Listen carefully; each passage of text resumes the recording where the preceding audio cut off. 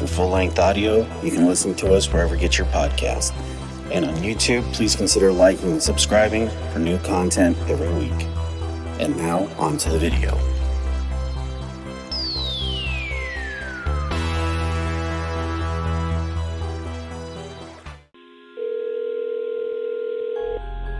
Star Emergency, this is Kyle speaking. How can I help you? Hello? Something just ran in front of us on the road. We're in the ditch. We rolled over. How many people are in the car, and is anyone injured? There's two of us. I don't think we have any injuries. Is the car on its top or wheels or what? No, it's kind of sitting on its side. Hold one moment, please, while I contact emergency services. Okay. Okay, the state police should be on their way in a few minutes. Is everyone still okay? Yeah, I think we're okay. What ran in front of you? A deer? I don't know what the hell it was, but it was big. It looked like a great big dog. Standing up. Was it a bear, maybe?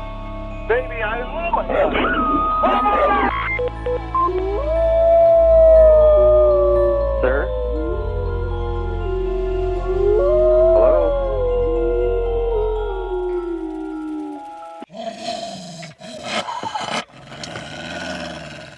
The Michigan Dogman was allegedly witnessed in 1887 in Wexford County, Michigan. The creature is described as a 7-foot-tall, blue-eyed or amber-eyed, bipedal canine-like animal with the torso of a man. So, basically, in a nutshell, it's got blue eyes or it's got amber eyes and it stands straight up. And it has a fearsome howl that sounds like a human scream. That's pretty unnerving. And according to legend, the Michigan Dogman appears in a 10-year cycle that falls in years ending in 7. I mean, that's pretty interesting. I don't know. Maybe there's some kind of cycle of dormancy. Maybe they sleep. I don't know. I mean, obviously that's neither here nor there. I just find it interesting that it's every year that ends on a 7. Sightings have been reported in several locations throughout Michigan, primarily in the northern quadrant of the Lower Peninsula. And in 1987, the legend of the Michigan Dogman gained popularity when disc jockey Steve Cook at WTCM-FM recorded a song about the sightings. It is said to have been stalking the area around the Manistee River since the days of the Ottawa Nation. And I call it a nation. Some of you may hear it as a tribe. Being native, I can tell you that that's usually not something we use to describe a nation, but for nonetheless, that's what it is. Some believe he was a spiritual protector of ancient native mounds, and those are burial mounds, so that's a pretty big thing for culture. And some tied sightings to what has been considered to ancient sites. So that's kind of the background of it. There's probably more out there if you look it up, but that's sort of the background. But so, Nicole, what did you find? Well, the first encounter that I could find in my research of the Michigan Dogman occurred in 1887 in Wexford County, and there used to be like a mill up there, and there were 2 lumberjacks. Okay. And they saw a creature which they described as having a man's body and a dog's head. Michigan was like an epicenter of the white pine lumber industry from around the 1860s to the turn of the century in about 1900. A lot of the early accounts of the Michigan Dogman came from the men at the logging camps. Okay. Because they're, in a logging camp, they're way deep in the woods. You Sure. usually have tents and stuff set up. And arguably, they're kind of taking their ecosystem, too, by doing that. So, yeah. I mean, they're out there cutting down trees, Sure. So, back in that time period, there's not really a way in and out of that forest. I mean, they live out there while they're doing the job. Yeah. So they're going to be there at night, day, in like week after week, month after month. Sure. Doing this job, so they're more likely to see something. Yeah, I mean, they got ample time to see, anything out there, not just dogmen, but, Right. Yeah. In the Upper Peninsula, locals on multiple occasions found horses that allegedly died of fright. Jeez. With only, like, they found dog tracks in the dirt. Mm-hmm. And they think that the horses got scared to death, basically. Yeah. So we've got, make sure I got this right. We have horses that have died from the sight of dog tracks. Well, that's what they said, because they, I guess the horses were left unattended, maybe. Right. And then when they came back, they were dead. Yeah. Dog tracks in the dirt, but there's like no clear evidence as to why the horses are dead. Yeah, I mean, I find that kind of interesting because you would think these horses have seen dogs before, right? Well, yeah, they would have seen dogs, but I mean, now could it be like trying to, take this out of it? Sure.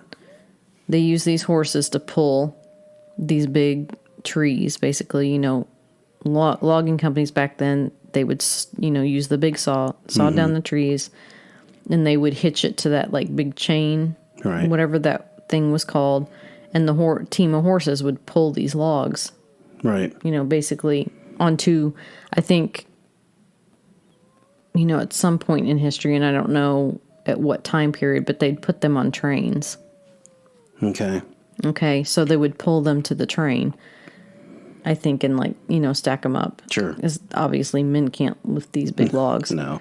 Now, is it they died of fright, or these horses were just overworked and this was a way to like say, kind of like filing an insurance claim. Right. Not to place blame that they were overworking these horses and, they died of fright. Yeah. But I don't want to say that these men were lying. I mean, when you've got a group of people, you're out in the woods. I mean, and these forests are very dense. Right. Especially at that time period. Things can be scary at night when you don't know what's out there and you're hearing sounds. Yeah. And could this just, they had all gotten worked up? I mean, wolves are huge. Right. Regular wolves are huge. Yeah, they sure are. Especially up north. Yeah. Like the timber wolves and stuff. And at that time period, we would still, I think, in the United States have some of those breeds of wolves that we don't have anymore. We are kind of eradicated them, which is sad. But at that time period, they probably were still here. I mean, wolves are huge. Yeah. I mean, so much, in fact, that even, Michigan are Wolverines, so. Right. Yeah. But, I mean, we've seen them up close and personal. Oh, yeah. And they're scary. They're scary. Yeah. They're beautiful. Oh, yeah. But if they're coming after you, they are frightening. Yeah. They're very tall. Their eyes glow kind of amber in the dark. That's the part that kind of freaks me out, are the eyes. Yeah.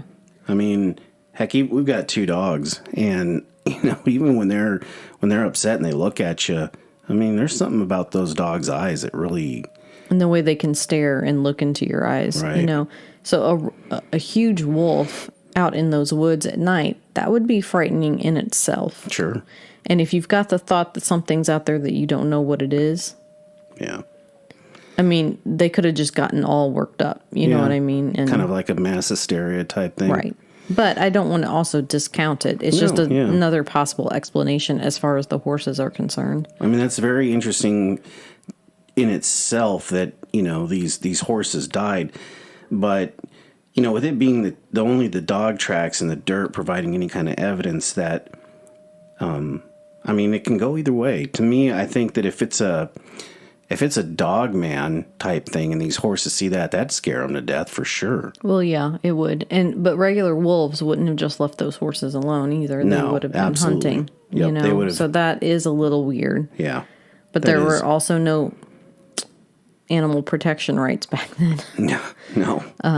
Or human protection rights back then. Right. So, I mean, we know that they worked animals to death and everything Beast else. of burden. Yeah. So, I mean, it's just a possible explanation from what I found. Okay. And moving on, what else did you find? So, the next witness, statement that I could find was in 1937 in Paris, Michigan. And a man named Robert Fortney said he was attacked by 5 wild dogs. He fired a shotgun into the air, but one of the dogs was unfazed by the shot and stood on its hind legs and glared at him. Holy crap. But he's saying 5 wild dogs. He's not saying 5 wolves. Right. And you can tell the difference between a dog and a wolf. You would think, sure. I mean, we just talked about it. They're huge. I mean. Right. So, I don't know about this one. Yeah, But it's one of the statements. Yeah. So, I included it in. Sure. It's worth noting for sure. Right. Yeah, I don't know. I'm kind of with you. I think that, I mean, you're going to know a dog instead of a wolf. And I've seen our dogs jump on their hind legs for things too, you know. I mean, my gosh, he shot a shotgun, so that dog could be freaked the heck out. Yeah. Yeah, I don't know. I think I'm kind of with you on that one. And then there were, a bunch of sightings that they really don't explain. They just say that there were reports of similar creatures that came from Allegan County in the 1950s and in Manistee and Cross Village in 1967. Okay. But there's no, statements. It's not saying what they saw. It's just saying that there were multiple reports. So that could... And that could be kind of anything. Yeah. But this Linda S. Godfrey wrote a book called The Beast of Bray Road, and she compares the Manistee sightings to a similar creature that was sighted in Wisconsin known as the Beast of Bray Road. Yeah, and I think they so even that's call like that comparing, a similar look to something that's in different areas, but still, Michigan and Wisconsin are very close together. And I think that they even call that the Wisconsin Dogman. I know they also call it the Beast of Bray Road, but I've heard of it also referred to as the Wisconsin Dogman. But, just as like wolves, they travel thousands of miles, Sure. Yeah. So could it be like a pack of these things? Well, dogs are nomadic, right? In general. Yes. So, I mean, what's to say that if they're not actual dog men, I mean, we use that word kind of tongue in cheek, but if they have canine type mentality, then they're going to be, somewhat nomadic and move around and do different things. And why couldn't they be, one season and then move because maybe their food source changed or maybe the climate's different, so they migrate. Right. Yeah. The next one that I found is, I guess it happened in 1961, and there was a night watchman who was patrolling a manufacturing plant in Big Rapids, Michigan. And he said he saw what he thought was a person until he saw, the dog-like features on it. Mm-hmm. And he pulled his gun out and was about to shoot it when he remembered he had a camera. And so he took a picture of it instead.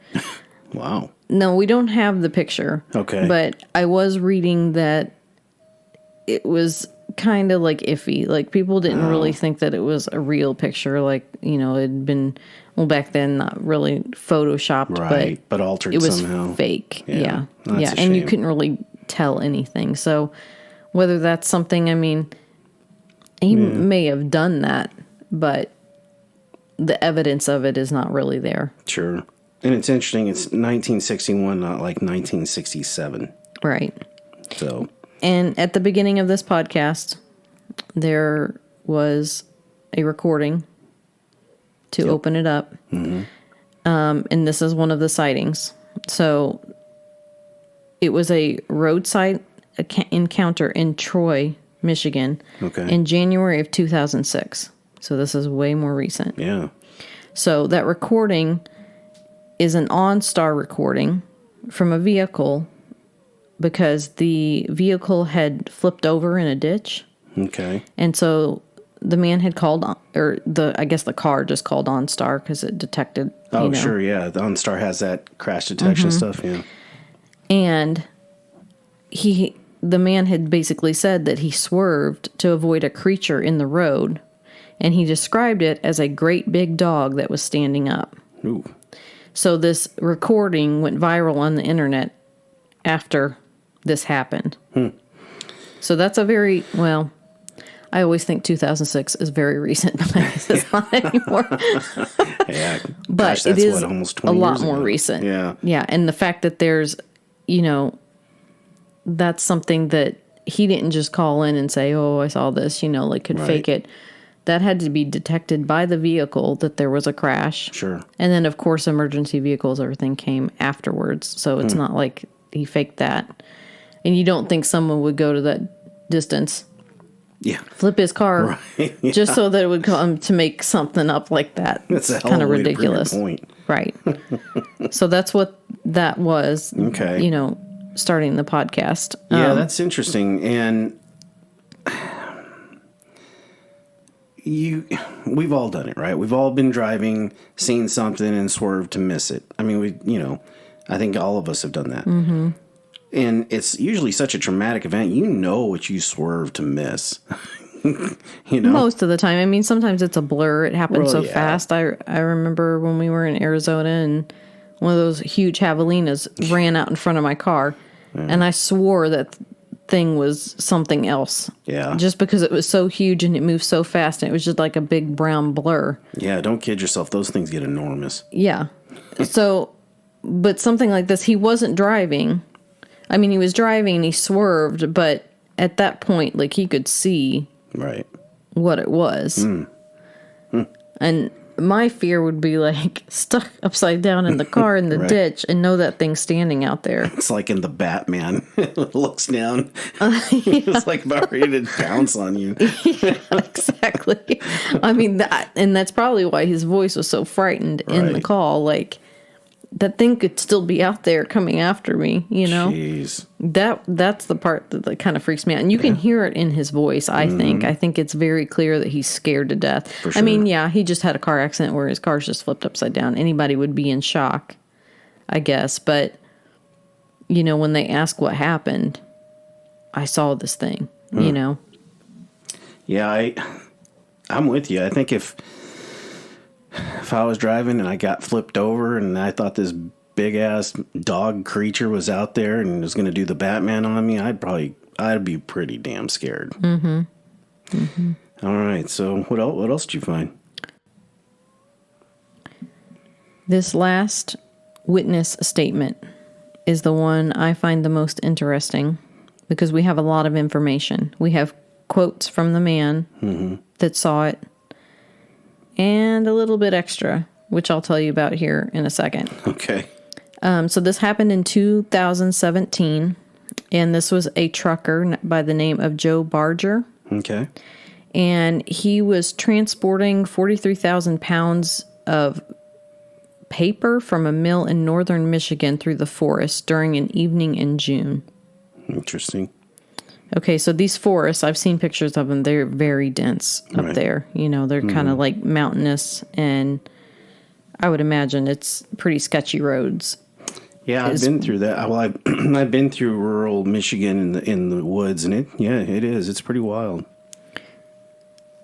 He realized that he had an air leak in his tire, so he stopped, and he found it by the back brake chamber on the trailer. He went to go fix it, and these are quotes from him, is what I'm going to read to you. Sure.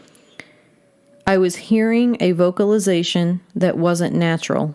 It wasn't a sound I had ever heard before. I was looking around, and I saw some shadowing in the woodbine, but there was plenty of light to see. It was nowhere near getting dark yet. I was in bear country, so I perceived the shadowing to be a black bear at the time. Yeah, end quote. Okay. So he fixed the tire, he got back in the truck and started driving again. And he had said that the woods gave him a bad feeling. Okay. And we've all been in a situation where you just feel like something's off. You bet. So I totally get that. Sure. And he said when he looked out his right side mirror, it was darker than it should have been. Whoa. Okay. So those big trucks, they have those great big mirrors. Mm-hmm. So clearly from left to right, and even from the windshield to the right mirror, why was it darker in the mirror than it was on his windshield? Okay. Man. Quotes. There was a wolf head the size of my window, and my windows were down. Oh, man. He was trotting along next to me, and I was about 20 to 25 25 miles per hour at that point. And he was stooping down on 2 legs, looking down inside of my cabin. Oh. I'm at 9 feet tall in my seat. His hands were coming up, scratching my windowsill. On my door handle, I could hear his claws. And that's when time slowed down. Holy crap. End quote. So let's just talk about that for a second. That's a lot before to we unpack. continue on. So, He's going 20 to 25 miles per hour. Yeah. He can see this head. The thing is taller than he's sitting in this truck, oh, man. looking down on him. And the claws, I guess, are scratching the windowsill. Jeez, how's he only doing 20 to 25? I'd probably slam Well, he's the probably gas. so frozen in Well, fear yeah. because that means that thing is running that fast on 2 legs. Man, Because he's not stopped. right. God, that is... I couldn't imagine that. I think I'd be so frightened. I mean, I'd definitely be beyond words. But, yeah. Oh, okay. You got my attention. Yeah. So, quotes, I thought I was in like an alternate reality or something because a creature like this don't exist in a reality I've ever known of. I have heard of Bigfoot and I know those to be something that is talked about. This is a whole different thing altogether. It has a lot of sharp teeth and the teeth on this thing were like brilliant white. 3-inch long fangs, bottom and top. Pure black pointed ears. It had yellow eyes. With human-like hands, probably 14 inches across. It was at least 10 feet tall from how it was stooping into my cabin. His yellow eyes were darting all over the place and looking at me. End quote. Wow. So this is the first time we've heard yellow eyes. Okay. I mean, I guess it could be also, they Amber, said maybe. amber eyes, Yeah. so I would assume that's probably what he Sure. meant. But I in mean, the for him- dark, Yeah, in the dark, right. And for him to even have that much detail without pooping his pants, I got to give him that. but he did say earlier it wasn't quite dark yet the first time. Oh, that's so true. maybe, I mean, who knows? But Man, pure black pointed ears, yeah. 3-inch long fangs, bottom and top. That's huge. Those are canines. If you hold your fingers up in front of you and do 3 inches, Yeah. just do that for a second, everybody. Yeah. 3 inches long on top and bottom. That is going to rip you apart. And human-like hands, probably 14 inches across. That's more than a foot. Yeah. Yeah, I mean, that's like huge. Shaquille O'Neal's size. I mean, that's enormous. And 10 foot tall. Now, for 1 second, we used to have a dog. He's sadly passed a couple years ago, but he was mixed with Irish Wolfhound. Yeah. Now, he didn't get as big as that, but he was a big dog. Yep. He was Irish Wolfhound and lab mix. But those Irish Wolfhounds, when I was, doing research on them, to better take care of him, when they stand on their back legs, they can be about 7 foot tall. Yeah, they can get really big. But they're one of the biggest dogs on the planet. And they sure can't run 25 miles an hour No. on their hind I legs. mean, they did used to use them in wars and stuff to the Roman, to rip the Romans off the horses and stuff. That's kind of what they were bred for, Right. like in the past. But even at that height, they're only 7 foot tall. Irish Wolfhounds, and those are huge dogs if you've ever seen them or been Yeah. up close to them. Are they bigger or smaller than Danes? I can't remember. I think they can get taller. Wow. I think they're bigger. I mean, Danes are pretty big, Right. but I think the Irish Wolfhound's just a bit bigger. Either way, it's still not running 25 miles an hour on hind legs. Well, no. And he estimates about 10 foot tall. Wow. So that's bigger than anything that we know as far as a dog-like creature, Sure. whether it be wolf or coyote or whatever it is, Yeah. bigger than we could even estimate it to be. That's You always have your giants. Yeah.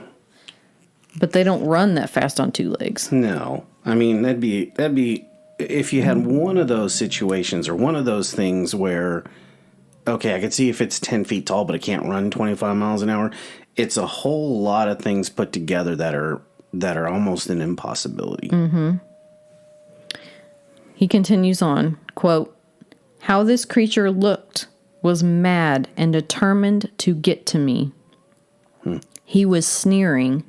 He wasn't making any noises vocally, but the looks he was giving me and the intelligence in his eyes was telling me, I'm here to get you and there's nothing you can do about it."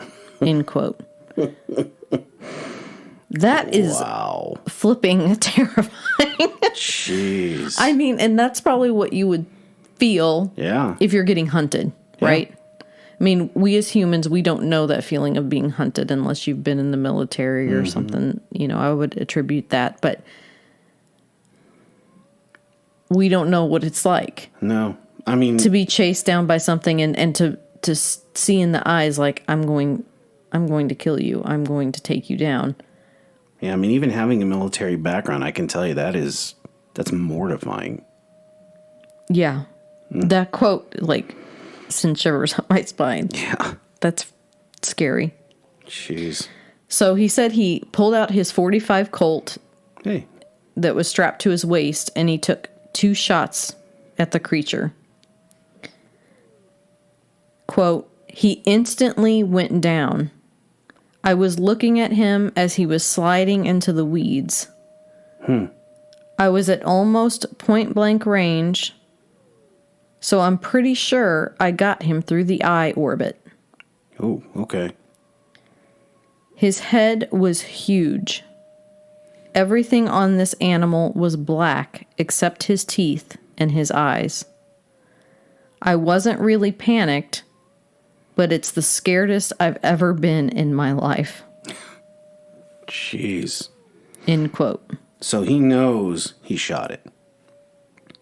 Or he at least assumes for sure he assumes. Yeah. So he assumed that the creature was dead or at least very wounded. Right. But he wanted to turn around and check to make sure that he wasn't crazy, basically. He said, in quotes, that I hadn't lost my mind. Yeah. So about a mile up the road, he found a spot large enough to turn his truck back around. And he starts coming back down the hill. And he says it's about 5 minutes of time has passed, of him leaving, turning around, coming back. Sure. And it was gone. And that is his story of the experience. Now, he went on and he actually went on a podcast. Right. And the podcaster took notes and narrated his story. But 3 months later, after he was on this podcast, he said that he was detained at what he calls a scale house by state police while they waited for federal authorities. Okay. He said they were very intimidating and they were very angry. He didn't know what was going on, and they said, quote, "You killed one of our assets, and this is how things are going to go down." Okay. End quote. So he said that they threatened him, they took his gun away, and shut his bank account off for a while, where he couldn't access any money. But that's all we know about it, and that's all he'll say about it. So this is the part I was saying that there's just a little bit extra at the end of this. Federal authorities, I'm going to say it again, quoted, "You killed one of our assets, and this is how things are going to go down." But he doesn't say what they say after that. Because he probably can't. Well, no, yeah. So with that being said, one of our assets. So is this something that they've created for war? I mean, all I can, and this is going to be funny to everybody listening, but all I can think about is Wolverine. Hugh No, if it Jackman was on Hugh another- Jackman Wolverine, we'd all be better off, right? Because he's awesome. If Hugh Jackman ever listens to this, you are awesome. Yeah, I love you you are. and everything you do. No You're question. amazing.